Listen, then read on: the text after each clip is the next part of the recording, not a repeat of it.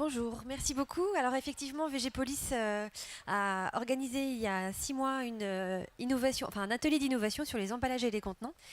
Et pour travailler sur ce sujet, Nicolas et moi-même avons réalisé une petite veille sur les innovations en emballage et contenants. Le focus sera porté aujourd'hui uniquement sur la filière ornementale, avec quelques exemples pris des autres filières comme les fruits et légumes ou le vin par exemple. Et donc on va vous faire ce petit panorama. Alors les emballages sont présents sur toute la chaîne depuis l'amont jusqu'à l'aval, hein, quand on observe la filière végétale. Donc l'amont avec les fournisseurs d'engrais, de substrats, de semences, de plantes, avec des emballages carton, plastique, bois, pour des usages professionnels. Au niveau de la production, donc des horticulteurs et pépiniéristes, on va trouver des emballages orientés plutôt vers la manutention ou l'itinéraire technique de production. Et puis à l'autre bout de la chaîne, sur la partie plutôt aval, on va trouver là des emballages plutôt orientés consommateurs, grand public, avec des emballages pour la diffusion de l'information, l'ergonomie, la manipulation des produits et l'usage. Alors quand on fait une petite étude sur les fonctions des emballages, on va trouver différentes fonctions. Alors il n'y a pas du tout de préférence, hein. Une des premières fonctions, ça va être de protéger, notamment pour les fruits et légumes par exemple, mais ça peut aussi être le cas dans la filière végétale. Donc protéger le contenant, le contenu, informer, apporter de l'information, donc ça peut être à la fois de l'information réglementaire, mais aussi de l'information sur l'utilisation du produit. Conserver le plus longtemps possible, allonger la durée de conservation du produit. Utiliser, favoriser son ergonomie. De plus en plus d'emballages sont également conçus pour favoriser l'utilisation à travers soit de l'information pour des conseils, soit des emballages qui peuvent permettre d'alerter le consommateur. On verra tout à l'heure quelques exemples. Ensuite, faire plaisir. Et puis des emballages sont conçus aussi, on appelle ça de l'éco-conception, pour anticiper son recyclage. On a trié les innovations qu'on va vous présenter dans quatre axes. Donc, premier axe, ça va être la technicité ou la praticité du produit. Le deuxième, le plaisir ou la personnalisation. Ensuite, on va avoir un petit focus sur l'éco-conception. Et puis enfin, quelques exemples sur l'emballage connecté ou intelligent, sachant qu'il y a vraiment peu d'exemples dans la filière végétale sur ce sujet-là. Et vous verrez que certains cas peuvent être placés dans l'un des quatre, mais sans forcément être exclusifs sur l'un ou l'autre. Donc on va commencer tout de suite sur le premier thème qui est celui de la technicité et de la praticité des produits. Alors vous verrez quelques exemples qui ne vont pas vous apparaître comme des innovations, mais comme on a pu les constater notamment il y a 10 jours à IPMSN en Allemagne, ce sont des exemples qui vont nous permettre de confirmer des tendances. Donc ça ne va pas être des révolutions cette année, mais plutôt des confirmations, donc notamment toute l'approche des kits. Donc, ça fait quelques années maintenant qu'on observe certaines entreprises dégager des innovations autour de l'usage, de l'assemblage de produits. Et le kit permet aussi d'expliquer aux consommateurs comment utiliser le produit. Donc, l'assemblage va être préconçu et donc on va pouvoir avoir moins d'efforts à faire ou en tout cas plus de chances de réussir son produit. Donc, par exemple, on voit ici avec un produit qui est exposé sur un des stands, qui comprend un assemblage de bulbes, mais aussi un plan qui permet aux consommateurs de positionner ces bulbes au bon endroit. Là, vous avez des disques de bulbes. Donc, ce sont des disques qui permettent de faciliter la conservation du produit, mais aussi de pouvoir positionner le produit dans un contenant rond, par exemple, et qui permettent aussi d'éviter les salissures pour le consommateur. Donc là, on va être sur un nouveau type de palette, une palette en carton dépliable. Donc c'est une palette qui va se présenter à plat, voilà, en arrivant chez le producteur, qui va pouvoir soit former lui-même ou l'avoir directement formé. Mais le fait que le matériau soit en carton allège énormément le poids de la palette, et avec différentes dimensions qui peuvent s'adapter aussi aux différentes façons de conditionner, d'envoyer le produit pour le producteur. De la même façon, on a donc présente sur le salon cette nouvelle palette de Hortipal, donc qui est une palette qui s'adapte en termes de hauteur, qui est modulable et qui s'adapte en fait à la hauteur des plantes. Donc on peut voilà, pouvoir positionner sur cette palette des hauteurs de plantes, des types de plantes un peu différents, avec des configurations un peu différentes et très adaptables voilà, à ce que l'on veut pouvoir envoyer ou présenter également. Là, c'est un exemple donc, qui est issu de la filière fruits, mais c'est la gamme des emballages dits intelligents. Donc avec là ici la présence d'un capteur qui va pouvoir changer de couleur en fonction de l'état de fraîcheur du produit. Donc de vert pour un produit très frais, à orange pour un produit qui a un petit peu évolué en maturité, jusqu'à rouge pour un produit qui a dépassé un petit peu son état de fraîcheur optimal ou la date limite de consommation. Et on pourrait très bien imaginer pour certains types de plantes d'avoir également des capteurs comme ça qui puissent informer le client sur voilà, l'état de fraîcheur du produit, voire peut-être des aspects de traçabilité aussi. Là ici donc on est sur un concept tout en un, hein, on a les tendances prêts à poser, là c'est voilà, prêt à poser également mais pour les bouquets de fleurs, et donc là on a le pot hein, enfin, en carton qui est directement livré avec le bouquet de fleurs et donc un film plastique par-dessus, et donc ce concept va permettre d'allonger la durée de vie du bouquet et donc garantir une conservation pendant 3 semaines avec un bon état visuel du bouquet. Voilà, donc c'est, on va dire, la complexité hein, de l'emballage, avec également une solution nutritive à l'intérieur qui va pouvoir voilà, apporter une durée de conservation beaucoup plus longue du bouquet. Là ici on est sur voilà, un emballage un petit peu original qui peut s'accrocher sur un cintre, donc voilà, en papier cartonné. Donc bon là ici illustré pour des bouquets de fleurs, mais que l'on pourrait peut-être voilà, dupliquer ou appliquer à d'autres types de produits horticoles. Voilà, mais une façon originale d'accrocher ou de présenter ces bouquets aux clients. Je te passe. Là, on est vraiment sur la partie utilisation, praticité. Donc, on va avoir, issu de la filière nutrition animale, des poignées qui ont été imaginées pour pouvoir refermer le sac. Donc, c'est des poignées qui permettent au sac d'être fermé de façon étanche, hermétique, et qui vont permettre aussi de le transporter. Donc, ça peut tout à fait être transférable dans la filière terreau, par exemple, puisqu'aujourd'hui, on est plutôt sur des gammes avec des poignées plastiques. Mais une fois que le sachet est ouvert, évidemment, c'est pas forcément aussi pratique que ce qu'on a pu voir dans la filière nutrition animale. Également dans la filière des intrants, on va avoir les deuil packs qui sont de plus en plus utilisés.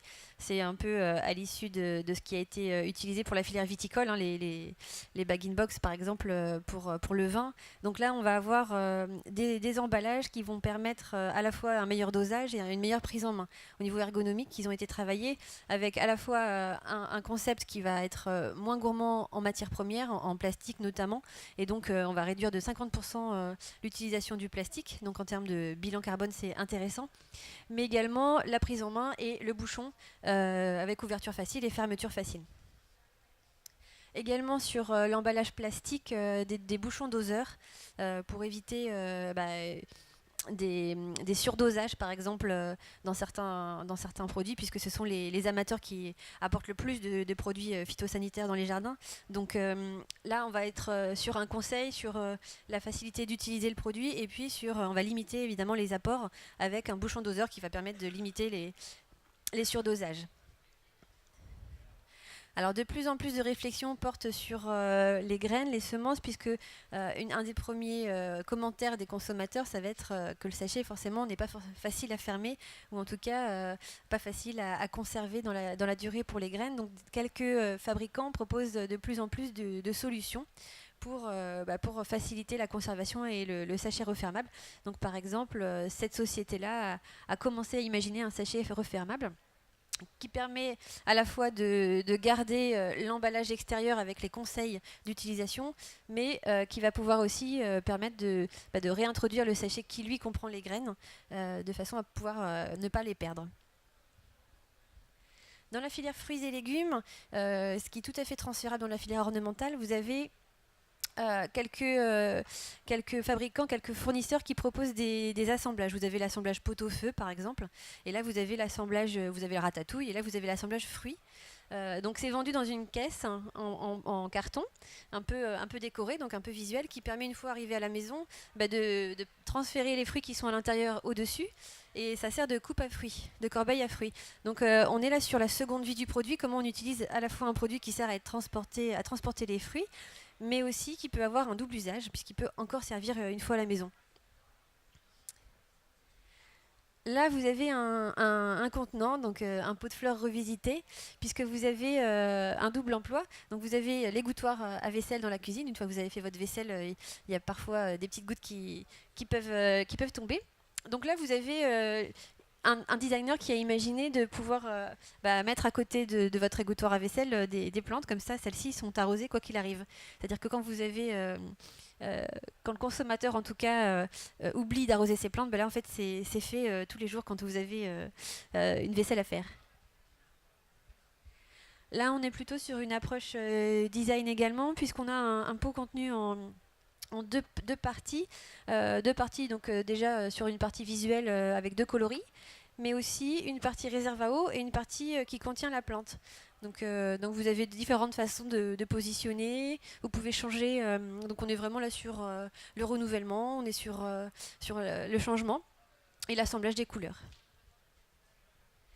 Là encore pour l'arrosage, vous avez deux parties, la partie qui contient la plante et la partie qui contient la réserve en eau. Et qui permet d'être arrosé directement ici sans forcément arroser la partie haute qui parfois éclabousse et met un petit peu de terreau un peu partout. Donc là, vous allez arroser directement dans la réserve. Là, c'est l'illustration d'une innovation participative avec le consommateur. Donc c'est la plateforme d'innovation de Auchan. Qui a mis en place régulièrement des discussions avec ses propres clients. Et donc là, la discussion était sur un pot de fleurs pliable. L'objectif, c'est de faciliter le dépotage et le rempotage. Donc on est sur un pot de fleurs qui va se rétracter pour ne laisser apparaître que la motte. Celle-ci va ensuite pouvoir être remise dans un autre pot plus joli ou plus grand, de façon à éviter de casser ses plantes. Cette fois-ci, on est sur, encore une fois, l'arrosage et le fait que les consommateurs oublient parfois d'arroser leurs plantes. Donc ça, c'est un pot culbuto qui, en fait, une fois la réserve d'eau vide, s'incline pour que visuellement, le consommateur puisse voir que la plante va avoir besoin d'eau. Et donc, ça lui permet d'avoir un petit déclic pour y penser. On a vu il y a 10 jours également sur IPM de plus en plus d'assemblage de végétaux. Donc là c'est vrai que c'est pas révolutionnaire non plus, c'est pas une nouveauté. Par contre ça se confirme, c'est-à-dire que de plus en plus de fournisseurs vont proposer des potées qui vont être constituées de différentes plantes. Donc notamment dans la partie plantes aromatiques, mais ça va être vrai aussi dans les assemblages de différentes espèces de plantes, de différents coloris. Et donc certains fabricants proposent de plus en plus de solutions pour pouvoir proposer dans un même pot plusieurs plantes, voire même de les superposer pour avoir une espèce de totem végétal pour l'intérieur ou pour l'extérieur. Donc ça c'est le pot terreau Jiffy. Alors c'est pas une nouveauté non plus, mais c'est un tout en un. Donc on est dans la praticité. Donc vous avez une espèce d'enveloppe en tissu et à l'intérieur une motte compressée. Quand vous l'arrosez, ça s'humidifie, ça gonfle. Donc vous n'avez plus qu'à mettre vos graines ou vos bulbes à l'intérieur et puis après à l'implanter dans le sol.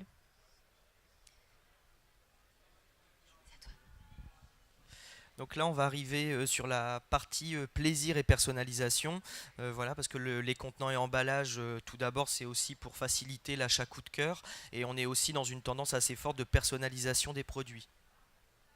Alors là, ici, un exemple voilà, dans la filière des produits plutôt alimentaires, les œufs, mais les Happy Eggs. Donc voilà, c'est un designer qui a développé ce produit donc avec de la paille compressée voilà, pour donner un petit effet, soit pendant la période de Pâques, voilà, d'être dans la thématique, mais on peut très bien imaginer aussi pour des contenants plutôt ou sur emballage, voilà, à partir de matériaux plutôt naturels et donner un côté voilà, beaucoup plus nature, on va dire, au produit.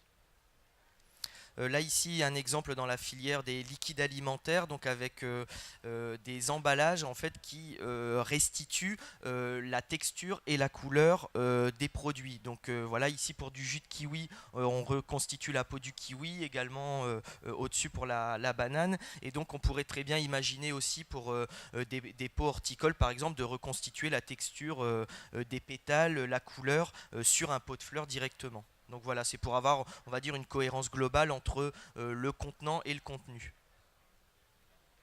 Là ici, donc en termes de personnalisation, un exemple dans la filière viticole sur des gammes de produits où on va pouvoir reproduire les visages de sa famille et sur différentes générations.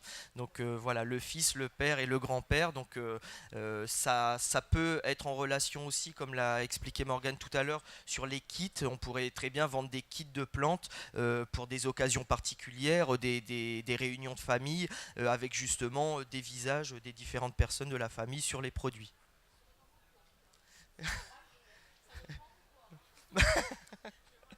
Le vin, c'est sérieux, hein.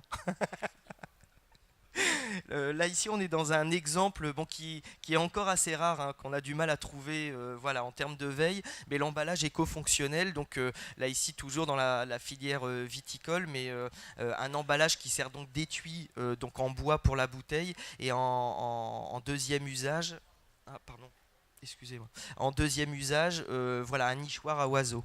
Donc voilà, c'est une façon de donner une seconde vie aussi, une utilité aux emballages une fois que le produit de base a été consommé. Alors quand on parle aussi des emballages, on est dans la parfois dans la tendance de l'absence d'emballage ou du non-emballage.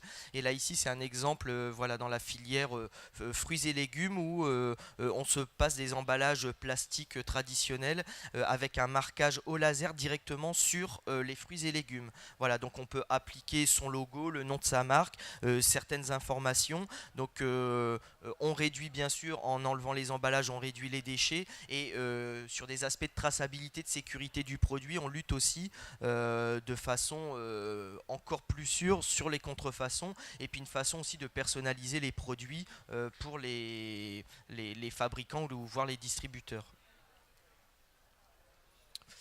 Là ici on est dans les gammes plaisir, donc c'est l'emballage qui va viser en fait à renseigner ou à renforcer l'usage que peut en avoir le consommateur. Donc là ici on est sur des emballages voilà, par exemple de fleurs violettes en cuisine, donc pour montrer vraiment que ce sont des fleurs que l'on peut utiliser, qu'on peut utiliser en consommation humaine. Et également vous avez l'exemple chez Truffaut du carré des vertus, voilà, avec des emballages qui vont vraiment guider le consommateur dans la façon d'utiliser le produit avec aussi par exemple des idées recettes, etc. Là aussi, donc, toujours dans l'aspect usage, une plante, un usage. Donc, vous avez bon, toujours aussi des emballages voilà, où vous pouvez faire pousser des plantes dédiées à une consommation à l'apéritif. Là, ici, Pratique Salade donc, de chez Villemorin avec des emballages où on va pouvoir voilà, semer sa salade et avoir une récolte également échelonnée et un mélange aussi de salade pour avoir un aspect beaucoup plus sympathique lors de la consommation. Également là ici j'emmène l'apéro, donc un kit où on fait pousser directement un plant pour pouvoir récolter des cacahuètes voilà, quelques semaines après. Allier l'utile à l'agréable. Donc là, on est aussi dans les doubles usages. Un usage premier, par exemple, là ici, sur cette jardinière à positionner sur une rambarde de balcon, avec la fonction première donc d'accueillir des plantes, que ce soit des aromatiques, des plantes ornementales, donc directement dans cette jardinière, mais avec un petit plateau ici qui va servir justement à pouvoir prendre l'apéro ou passer un moment convivial voilà, avec sa famille ou ses amis, et donc particulièrement adapté à la clientèle urbaine et aussi dans une logique d'optimisation de l'espace voilà, dans les appartements en ville. Et également de l'autre côté, une suspension aussi où en termes de praticité, on va pouvoir avoir voilà, ici 3 perforations, 3 trous qui vont pouvoir accueillir directement des pots de fleurs. Donc pas besoin de replanter, de repiquer. On place les pots que l'on achète hein, sur des diamètres standards et on a directement une suspension rapidement prête à l'usage et décorative. Là ici, donc dans la personnalisation aussi encore plus originale. Donc là, vous pouvez associer donc un pot avec l'impression d'un visage, soit de votre famille ou un visage, on va dire, voilà, proposé par le lieu de vente et où on va pouvoir associer justement différentes plantes pour donner voilà, une coiffure un peu différente et liée au visage. Donc voilà, des assemblages, des associations assez originales chez soi. Là, on va être aussi sur des approches, donc un emballage qui va également, en termes de marketing, bien cibler l'usage ou une clientèle bien particulière. Donc on peut avoir, à travers tous ces exemples, des pots qui vont pouvoir justement montrer l'utilisation de plantes qui vont plutôt favoriser le développement ou enfin le maintien des pollinisateurs par exemple et jusqu'à des gammes où on va pouvoir voilà, avoir des gammes dédiées au monde de l'enfant. Là sur la Marilise, donc on a là le contenant ou voilà, qui va directement s'intégrer sur la plante. Et donc ici avec cet exemple hein, vu par Morgan à IPM Essen sur les amaryllis où on va pouvoir directement colorer ou décorer l'extérieur du bulbe pour donner voilà, une plante directement voilà, visuellement très sympathique et prête à pousser.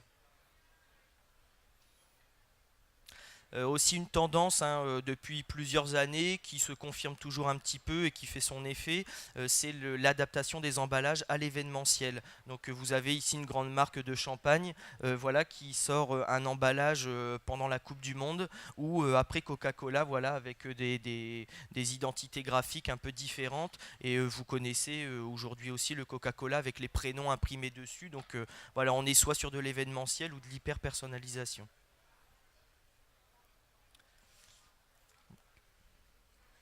Alors en termes d'éco-conception, on est vraiment sur l'anticipation du produit depuis sa phase amont, de façon à réduire le plus possible les gaspillages, les déchets, etc. Donc une idée d'un ruban de graines, donc à la fois quelque chose qui peut contenir les graines, qui peut définir l'espacement entre deux graines, comme ça vous pouvez dérouler votre ruban directement dans le sillon de votre jardin, et quelque chose de complètement biodégradable. Donc vous allez pouvoir après, vous n'allez pas être obligé pardon, de récupérer derrière le tissu que vous allez mettre dans votre sillon. On voyait tout à l'heure l'absence d'emballage. Quelques magasins se développent 100% vrac. C'est-à-dire qu'on a, à Berlin notamment, mais on a un magasin récemment installé à Bordeaux qui s'appelle La Recharge, qui ne propose que des produits vrac. Donc vous avez un certain nombre de produits qui sont vendus à l'unité ou au volume. Donc ça peut être tout à fait imaginable en jardinerie pour soit des graines ou soit du terreau, soit pas mal de choses peuvent être vendues également en vrac. Alors dans la partie recyclage et compostage, là c'est un emballage de bouteilles de vin plutôt à l'unité, mais qui est composé de champignons. Donc c'est un mycélium de champignons qui a été ensemencé sur un squelette de boîte, qui peut être un squelette carton par exemple. Le mycélium de champignons se développe dans un moule et ensuite donne cet emballage qui absorbe les chocs également. Donc c'est un emballage qui a quelques propriétés techniques et qui peut aussi être totalement compostable. Dans la partie recyclage également, des emballages carton qui peuvent être transportés à plat, donc en termes de volume et de coût de transport, c'est assez intéressant. Mais ce qui est intéressant également, c'est que vous n'avez pas d'agrafe. Donc ils peuvent être recyclés directement sans forcément avoir la phase retrait des agrafes. Donc là, ce sont des fermetures par bande autocollante et qui permet également de pouvoir être déplié une fois que vous n'en avez plus besoin et d'être mis à plat rapidement. Là, vous avez un emballage de la même façon, hein, qui n'a pas de structure métallique et qui a une couche plastique à l'intérieur pour maintenir l'étanchéité du liquide qui est à l'intérieur et une enveloppe en carton qui permet de garder une forme qui est facile à ranger par exemple.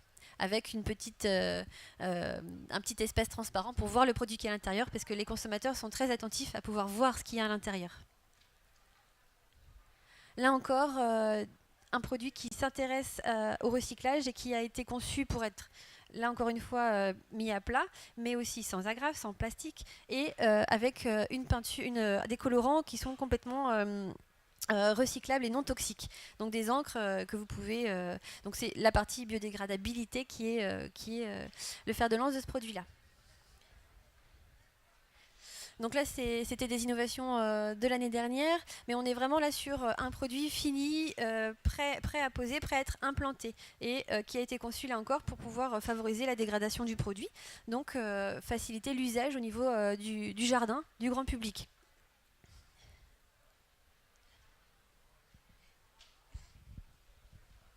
Donc on va arriver sur la dernière partie concernant les objets connectés. Donc là ici la société Rotas qui sort donc l'étiquette high-tech. Donc c'est une puce qui va être directement placée sur l'emballage. Donc là ici dans cet exemple sur des bouteilles d'alcool. Et le produit va pouvoir interagir directement avec le smartphone des consommateurs.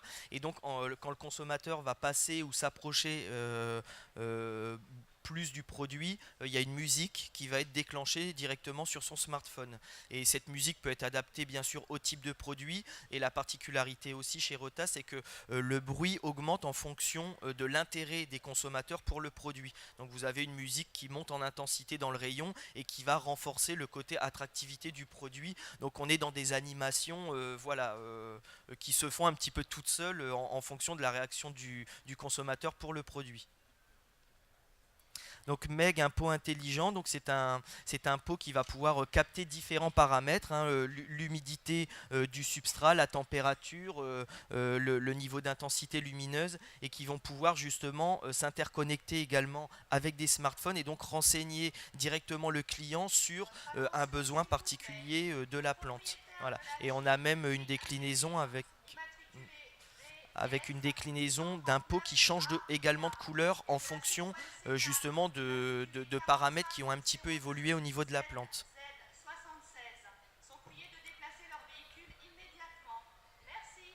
Merci.